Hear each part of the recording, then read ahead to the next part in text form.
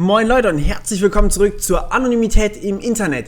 Wir haben uns letztes Mal mit Proxys ein bisschen genauer auseinandergesetzt und ja, wir haben auch einen Angriff auf diese Proxys gesehen und heute möchte ich euch noch ganz kurz die beiden Begriffe vorstellen und was man jetzt gegen diesen Angriff unternehmen kann. Und zwar die Begriffe sind Anonymität, ja, schon, aber nicht ganz. Und zwar haben wir einmal die sogenannte Sender- und die Empfängeranonymität in umgekehrter Reihenfolge hier.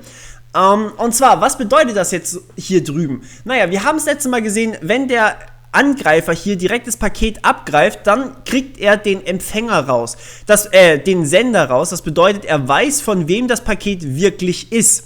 Aber er weiß nicht, wer der Empfänger des Pakets wirklich ist, wenn wir einen Proxy benutzen. Deswegen spricht man hier von sogenannter Empfängeranonymität, während man hier drüben von der sogenannten Senderanonymität spricht. Denn wenn das Paket vom Proxy an YouTube geschickt wird, dann hat der Angreifer hier, der irgendwas auf diesem Kanal hier liest, hat keine Ahnung, was genau jetzt hier für ein Paket oder von wem das Paket gekommen ist. Ja, aber dieser Angriff funktioniert natürlich trotzdem noch. Einmal der Empfänger ist zwar anonym hier, aber der Empfänger kann rausbekommen werden durch diese Seite hier. Und wenn wir die Pakete dann zeitlich einfach miteinander verbinden, dann ist das ein relativ simpler Angriff eigentlich sogar. Und der Angreifer weiß hier, von wem das Paket ist und an wen das Paket ist. Ziemlich böse Sache, deswegen gibt's Mixes. Mixes sind ziemlich geil und ich habe hier jetzt tatsächlich mal keine Animation drin, weil ich möchte, dass ihr das komplette Ding sofort sehen könnt. Und zwar, was sind Mixes? Naja, normalerweise haben wir hier einen Proxy stehen. Der Mix hier ist jetzt sozusagen auch ein Proxy, aber mit zusätzlicher Funktionalität. Und zwar, was jetzt hier passiert ist, nicht nur eine Person verbindet sich auf youtube.com über den Proxy bzw. den Mix, sondern mehrere. Und hier haben wir natürlich eine coole Sache drin, denn was jetzt hier passiert ist, die beiden Pakete oder die Pakete hier werden einfach gemischt. Und das bedeutet, wir haben hier 3 Pakete von unserem oberen Client, von dem schwarzen Client und ein langes Paket von dem blauen Client hier unten. So, und die Pakete gehen alle hier auf den Mix und kommen dann irgendwie rausgewurschtelt. Das war jetzt wirklich hier komplett zufällig gewählt. Kommen die da wieder raus. Das heißt, es könnte auch einfach irgendwie andere Reihenfolge sein. Und sie müssen nicht alle an youtube.com gehen. Das ist ja der große Witz dabei. Sondern das eine Paket geht zu drogenberatung.com, das nächste Paket geht zu facebook.com und dann geht vielleicht noch eins sonst wohin. Und was der Mix macht hier ist, der versichert sozusagen, dass ihr kontinuierlich irgendwelche Pakete verschickt werden. Das bedeutet, selbst wenn hier mal kein Paket von keinem Client wenn kein Client irgendein Paket schickt, dann fügt der Mix hier einfach ein sogenanntes Dummy-Element ein. Das ist das Weiße hier.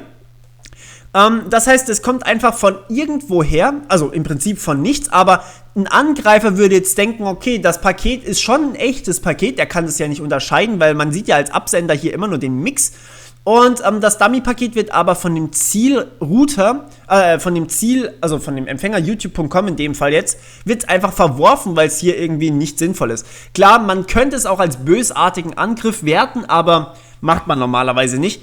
Weil es, wie gesagt, relativ wenig Pakete sind. Und die Clients schicken einfach irgendwie Pakete, die werden zusammen gemischt. Und dadurch ist der Angriff natürlich nicht mehr möglich. Denn man kann jetzt hier keinen Zusammenhang mehr irgendwie feststellen zwischen was die Clients geschickt haben und was hier am Ende rauskommt.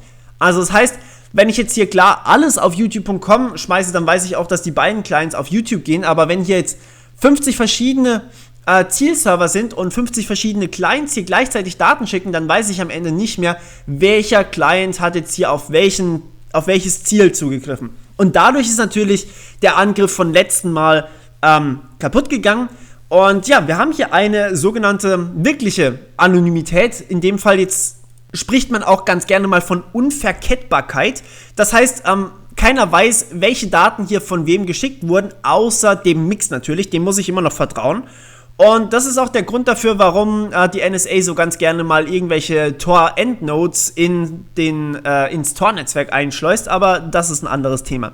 Ja, Problem hierbei ist natürlich, Denial-of-Service-Angriffe werden sehr leicht möglich und die Latenz steigt enorm. Das heißt, wenn wir hier relativ viele Dummy-Elemente einfügen, der Mix muss diese Pakete ja auch kurz zwischenspeichern. Das heißt, er kann die nicht sofort wieder losschicken, sondern er speichert sie sich keine Sekunde oder sowas, aber ein paar Millisekunden speichert es sich zwischen, damit er genug zum Mischen hat und schickt die einfach dann in random Reihenfolge wieder raus. Das heißt aber, dieses Zwischenspeichern verbraucht natürlich einiges an Zeit und deswegen steigt auch eure Latenz, wenn ihr irgendwie einen Mix benutzt.